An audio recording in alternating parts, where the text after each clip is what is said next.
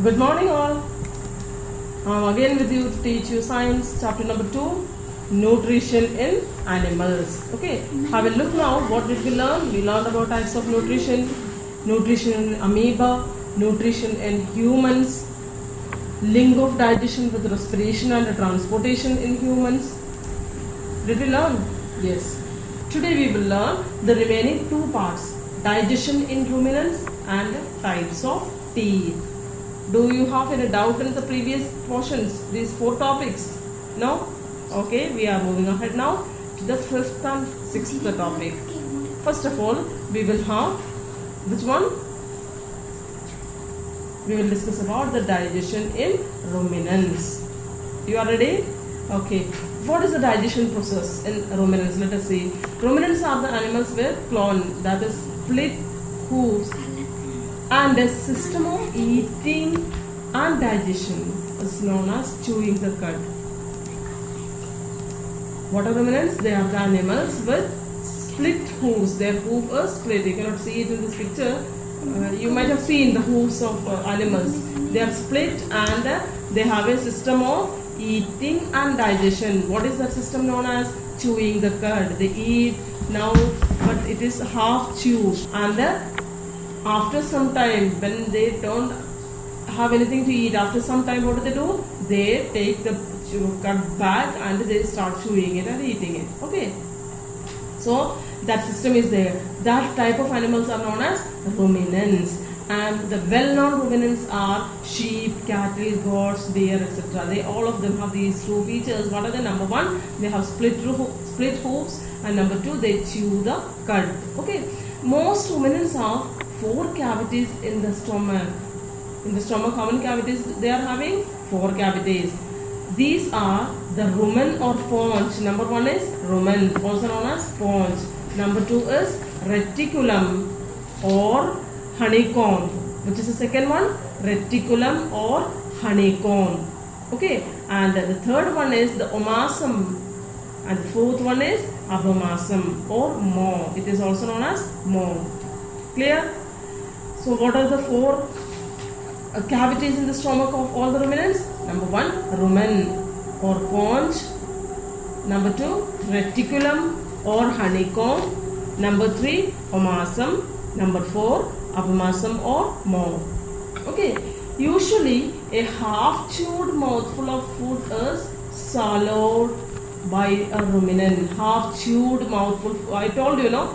That food is half chewed and swallowed. See, this is a diagram which shows the 4 cavities of the ruminants. Okay, in the stomach there are 4 cavities for the ruminants, and what are they?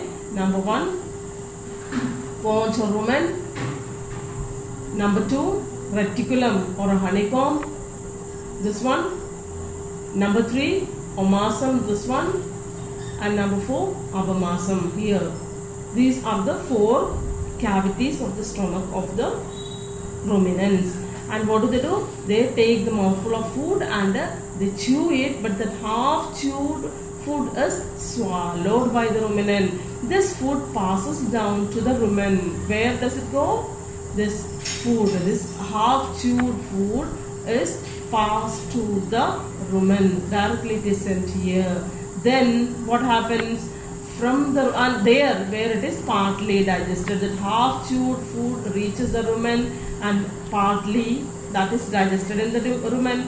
From the rumen the food goes to the reticulum. Where does the food go from the rumen? It goes to the reticulum here. Directly to the rumen, then rumen to the reticulum, where it is softened and formed into small masses called as cud. Here in the reticulum, here it is reticulum, where that half digested food that is softened and formed into very small masses, and those small masses are called cud. Okay, interestingly, the cud is sent back to the animal's mouth, where it is thoroughly chewed again and mixed with saliva. From this reticulum, the cud has been taken back to the mouth of the animal, and it chews again and again there, then mixed with saliva, and the cud is swallowed once more, passing through the reticulum to the omasum and abomasum. Through the reticulum, the food passes towards the omasum, then to the abomasum, where what happens? Where stomach juices complete the process of digestion. Here in the omasum and the abomasum, stomach produces juice there, and that juice mixed with that food, the process of digestion is completed there. No mammal is able to synthesize enzyme that digests cellulose except ruminants, which digest it by harboring cellulose digesting bacteria and the protozoa within their stomach due to the unusual digestive tract. You understood it? Okay, let us make it part by part. No mammal is able to synthesize enzyme that digests cellulose. There is an enzyme which digests cellulose. No mammal except the ruminants are able to synthesize that enzyme. But this ruminants digest it by harboring cellulose digesting bacteria and protozoa within their stomach. There, these ruminants have unusual digestive tract.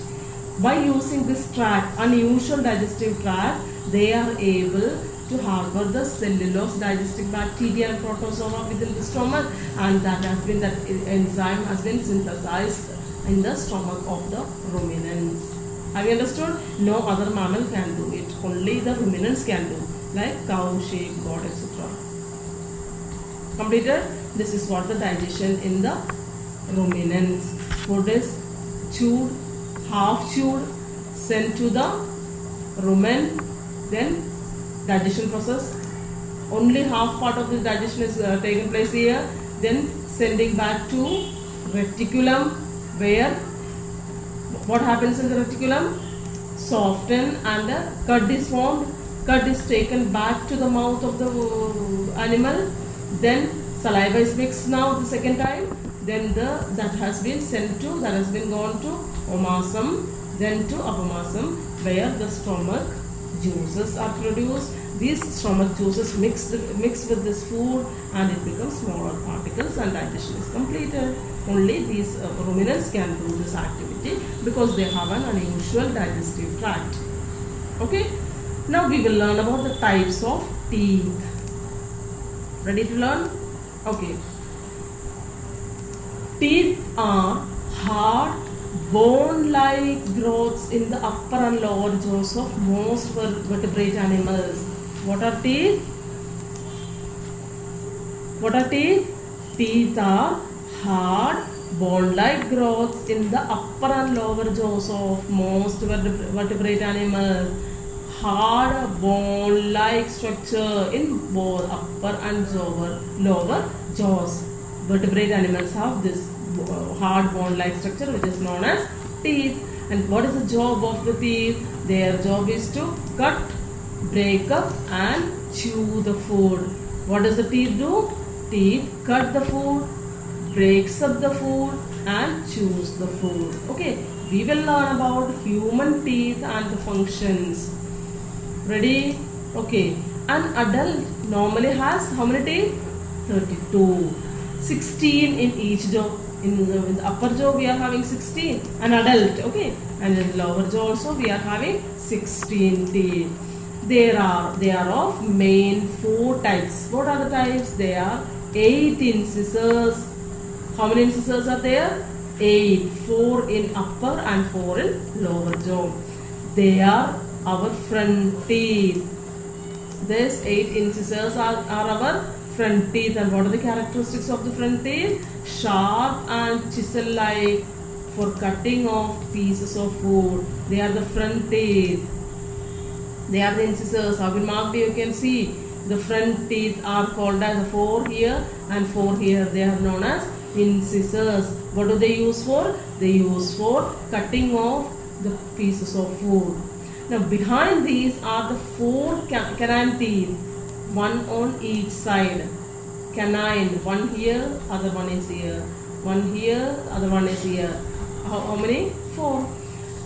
top and bottom. Okay, they are sharp and fang-like for tearing food, especially meat. What are these canines used for? They are used for tearing the food, particularly meat, which is very hard to tear. We use a canine to tear our food, right? The other teeth, premolars and molars, then break up food and chew it. What is the work of the premolars and the molars? This one here and here, this side and this side, and on four sides we are having. What is their function? What is their work?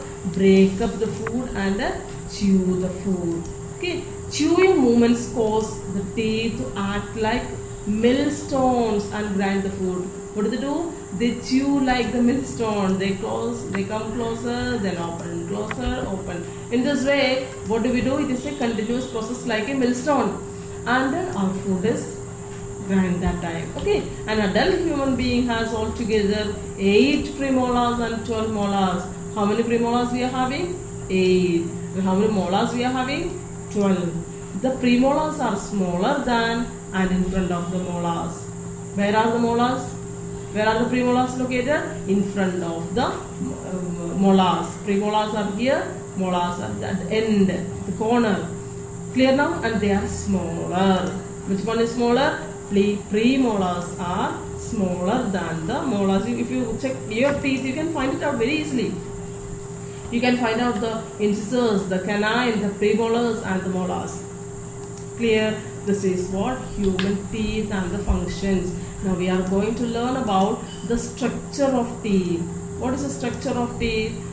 In spite of their varying shapes, all teeth have the same basic structure.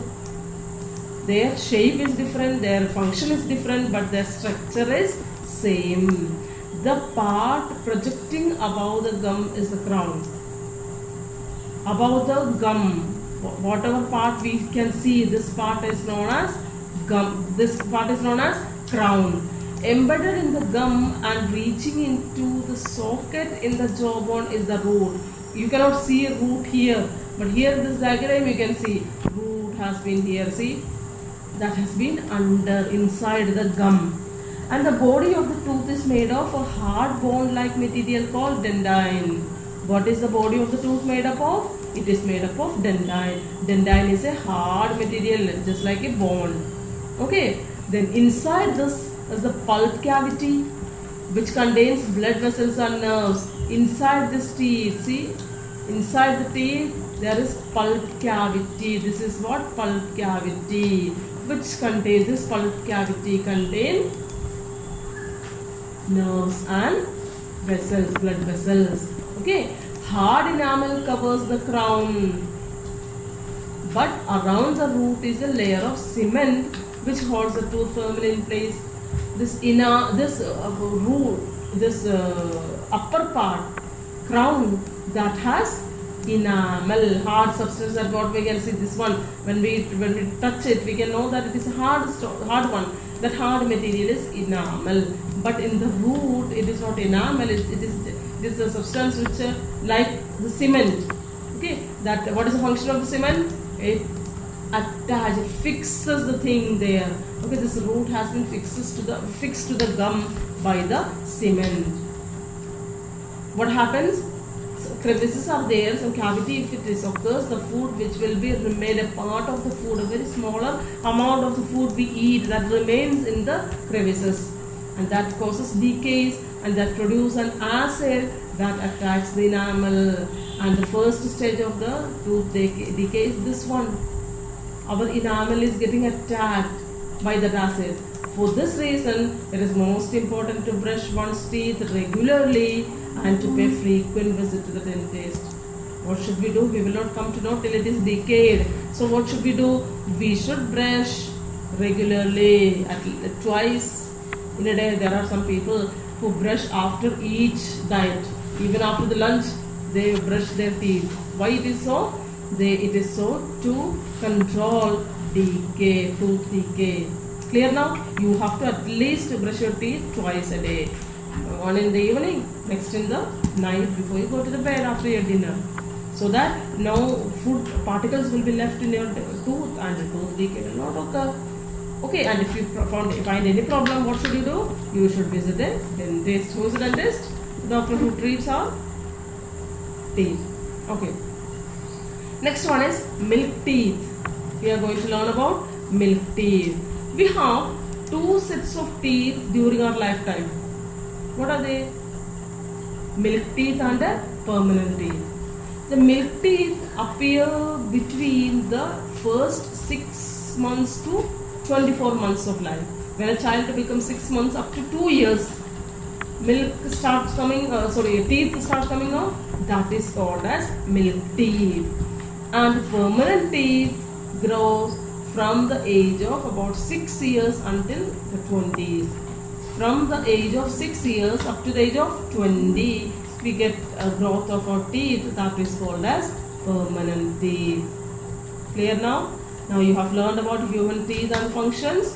We have learned that how many teeth are there, what are their functions, where do they locate, and what is the structure of the tooth that you have learned. Okay, then you have learned about tooth decay, why does it happen, or what to do to solve the problem. Then we learned about milk teeth and permanent teeth. No doubt remaining? Okay, so the chapter got over. Shall I wind up? Yes. Take care of yourself, stay home and stay safe. Clear? Bye.